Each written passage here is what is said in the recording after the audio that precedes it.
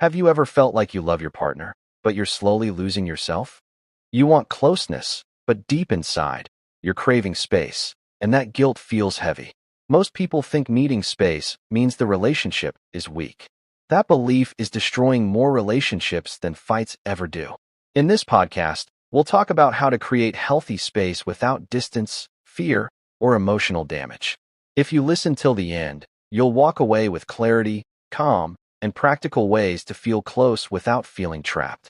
So let's start.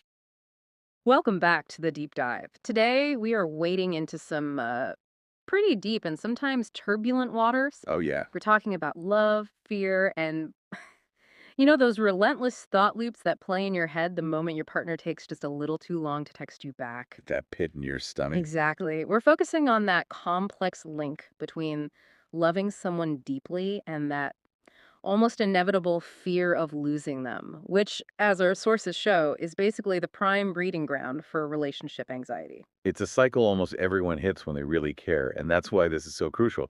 We've gone through a stack of sources: anxiety management, trust building, communication, and we're here to pull out simple, really practical tools. So, the mission today. The mission is to help you save your own personal peace, build real trust, and figure out how to structure a relationship through talking, through space that can actually handle emotional pressure. I think the key insight right off the bat is this: relationships often fall apart not because the love isn't there, but because of all the difficult thoughts we just don't say out loud. Hmm, we hold them hostage. We think being quiet will stop us from sounding needy. But silence just builds the pressure, right? It doesn't solve a thing. Oh, yeah. Okay, let's unpack this. Let's figure out how to stop that noise before it turns into a full blown crisis. I think we have to start by reframing what overthinking even is. Forget seeing it as a weakness or some kind of personal flaw. Okay. The sources are pretty clear that it's actually a sophisticated survival mechanism. It's literally your brain trying to protect you from pain by running simulations of the worst case scenario. So the trigger is just fear. It's all fear based. 100%. We overthink because we're scared of rejection or abandonment, or, and this is a big one, we're terrified that history is going to repeat itself. Especially if you've been hurt before. It's self preservation gone haywire. It's searching for a threat that might not even be there. And the problem is how we handle that fear, right? Quietly. Exactly. We hide it under silence. We internalize it thinking, if I say this, I'll sound so needy or this is going to push them away. And that silent stewing, it's just so destructive. It isolates you and turns a tiny worry into this massive mental earthquake. Right. And then you start seeing it everywhere. Yeah, that overthinking starts showing up in these very specific, almost cinematic moments. Like your mind becomes a movie director. A movie director who only makes horror films where you get hurt. Yes. Tell us about that script because it's so common. The script is always the same, and it's always about misinterpreting ambiguous signals. A late reply. Instant panic. They're with someone else. They sound a bit tired on the phone. They're losing interest in me. Definitely me. They cancel plans because of work stress. You assume something is terribly wrong with the relationship, and it's probably your fault. And here's where it gets, truly fascinating from the psychological side of our research. Right. Your brain literally does not know the difference between imagination and reality. It doesn't. So if you're sitting there imagining they're leaving you, your body reacts as if it's happening right now. You get the stress hormones, the tension, the actual pain. That's the core realization. Mm. In that moment, you're not suffering from a relationship problem. You're suffering from a thought pattern problem. Your job isn't to solve the relationship, it's to calm down those hypervigilant thoughts. I hear that, but how? How do you make that shift? Because the instinct when you feel anxious is to think harder to find the answer. Which is like trying to put out a fire with gasoline. Exactly. And that's the definition of the anxiety cycle. When we look at it, most overthinking is driven by fear, not facts. It comes from this deep desire for control, for certainty, where there is none. So you try to solve it by thinking more, replaying conversations, predicting reactions. Assuming intentions. Mm. And the harder you try to control it in your head, the more anxious you get. So the simple, but I guess really powerful shift the sources suggest is to just change the question you're asking yourself. Precisely. Yeah. You have to stop asking, what if something bad happens? That just sends your brain spiraling into fiction. And start asking. What do I know for sure right now? Anxiety grows in the imagination. Clarity and peace grows in honesty and facts. That brings us right to strategy. This is where we stop just watching the anxiety and start actually doing something. Let's walk through that 5-step strategy from the source material. Okay, step one is foundational. Identify the trigger. And this isn't just about naming the situation like they canceled dinner. It's deeper than that. Much deeper. It's about diagnosing the underlying fear. Ask yourself, is this fear real and new? Or does this situation just remind me of a time I was hurt in the past?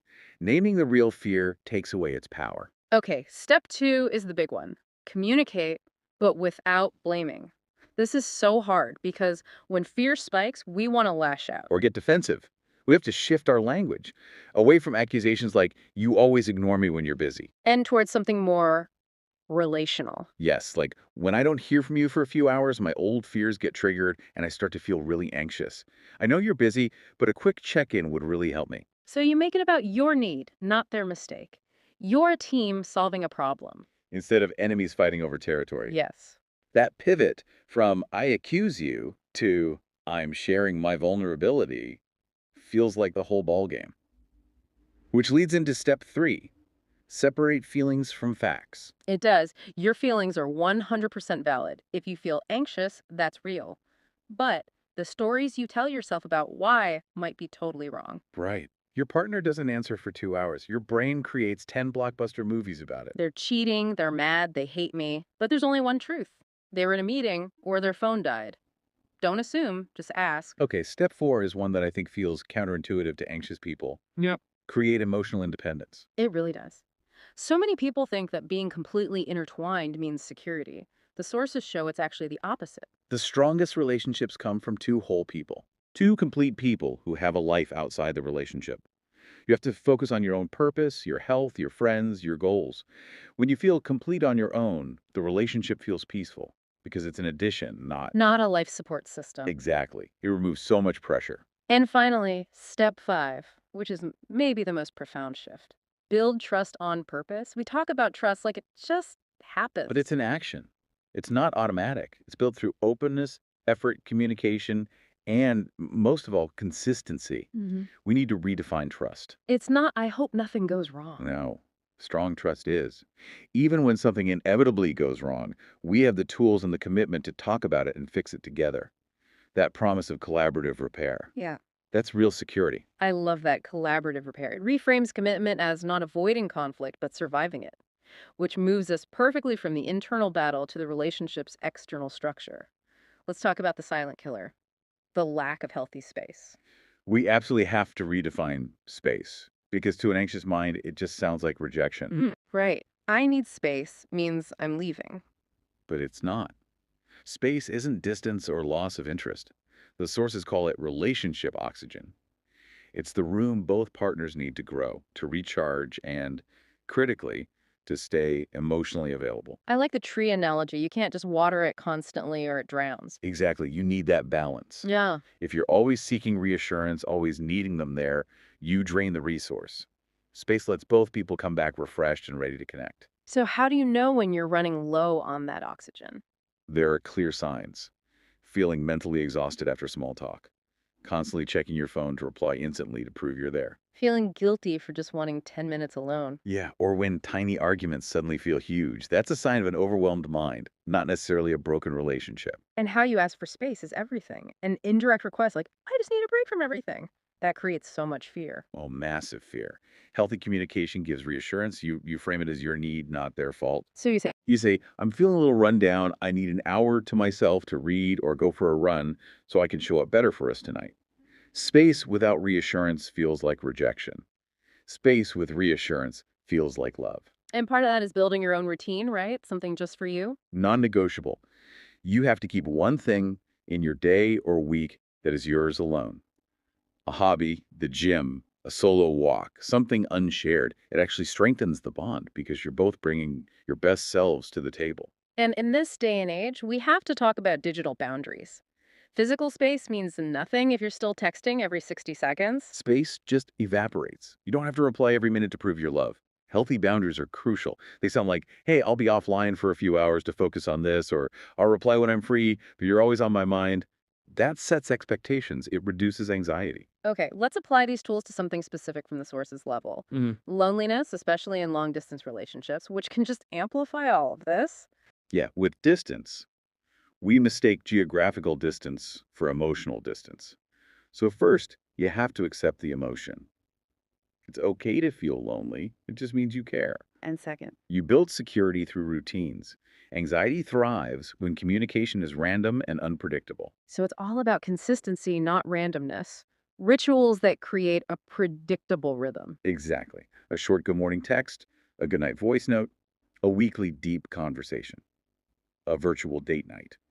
When you know the connection is coming, the physical distance feels lighter because the emotional connection is reliable. The sources also emphasize that closeness isn't just about the highlights, but the small, ordinary details. That's the intimacy that distance tries to steal. Share a photo of your breakfast. Send a voice note about a funny thing that happened at work. Love grows in those small details of a shared, ordinary life. Okay, let's flip the script. What if your partner is the one struggling with this? How do you support them without making it worse? What do you never say? You never ever say, stop overthinking or you're being crazy. It just doesn't work. It invalidates their feelings. So, what does work? Validation, presence, safety. It sounds like, I hear that this is making you anxious and I'm here for you. Or, we'll handle this together. Or the simplest, most powerful one. You are safe with me. Sometimes they don't need answers. They just need to know you're not going anywhere because of their anxiety. And for the person who is feeling anxious, what actions should they absolutely avoid, even when that urge for certainty is overwhelming? Never try to solve anxiety through control. That means no checking their phone, no stalking social media, no over-texting, no begging. Those actions are driven by fear, and they only create more fear in return. It seems like we've really tied this all together, moving from that internal turmoil to practical external structures. So, what's the ultimate mindset shift we need to make? What's so fascinating here is that love isn't the absence of anxiety. It's the willingness to face it together. Overthinking doesn't destroy relationships. Avoiding communication does. Exactly. It Mhm. takes both people being brave enough to just name the fear. Absolutely. So, if you deal with relationship anxiety, it doesn't mean you're weak or too much. It means you have a sensitive heart and you love deeply, but your peace matters too. A healthy relationship has to respect your mental health. It should be a place of refuge and growth, not constant depletion. So, what does this all mean? The final nugget to carry with you this week is this: healthy relationships are not built by staying together every single second. Not at all. They're built by giving each other enough room to breathe, to heal, and to grow, so that the time you do spend together is the absolute best version of both of you. Ponder that distinction this week. If this conversation helped you understand yourself a little better, please like the video. This channel is here to help you build healthier relationships and a calmer mind. Share your thoughts in the comments. We read them. And subscribe so you don't have to figure this out alone.